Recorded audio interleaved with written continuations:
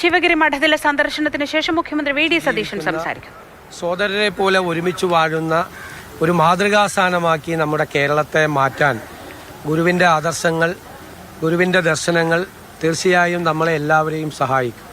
ഗുരു സ്വപ്നം കണ്ട ഒരു കേരളമാണ് ഈ സർക്കാരിൻ്റെയും മനസ്സിലുള്ളത്.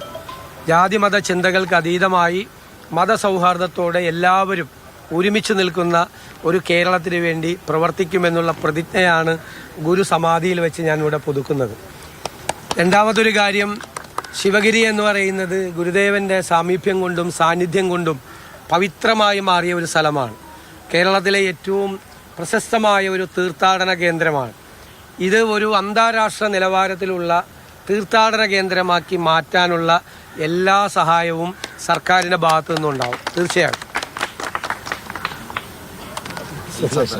വലിയ സന്തോഷം.